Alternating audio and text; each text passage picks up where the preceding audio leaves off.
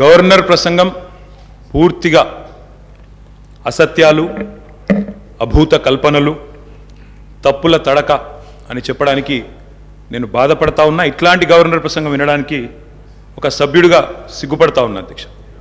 ఎందుకంటే ఇంత దారుణమైన అపసవ్యపు ప్రసంగం ఇదివరకు రాష్ట్ర శాసనసభ చరిత్రలో రెండు కూడా విని ఉండవు అధ్యక్ష.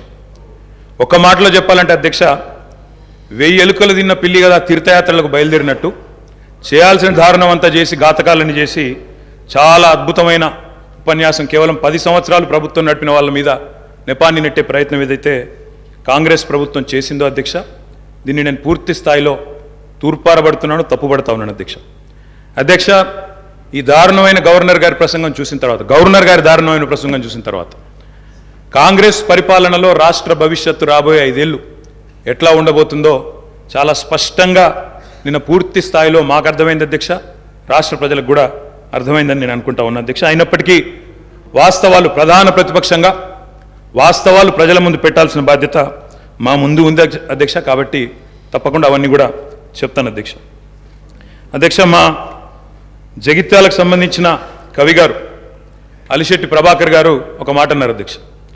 ఒక నక్క, ఇది ఆయన కవితను కోట్ చేస్తున్నాను అధ్యక్ష, ఒక నక్క ప్రమాణ స్వీకారం చేసిందట ఇంకెవరిని మోసగించనండి. ఒక పులి పశ్చాత్తాపం ప్రకటించిందట తోటి జంతువుల్ని సంహరించినందుకు. అట్లా ఉంది అధ్యక్ష. ఒక మాటలో చెప్పాలంటే ఈ గవర్నర్ గారి ప్రసంగం అదే రకంగా అనిపించింది తప్ప అందులో అసత్యాలు, సత్యదూరమైన మాటలు తప్ప వాస్తవాలు మాత్రం ఒక్కటి కూడా లేదు అధ్యక్ష. అధ్యక్ష, నిన్న చాలాసార్లు ప్రస్తావన చేసినారు గత ప్రభుత్వం అంటూ.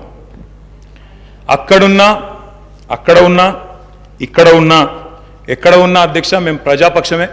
తప్పకుండా తెలంగాణకు ఎన్నటికీ స్వపక్షమే, కాంగ్రెస్ ప్రభుత్వానికి ఎన్నటికైనా విపక్షమే అధ్యక్ష. తప్పకుండా ప్రజల తరపున గొంతు విప్పుతాం.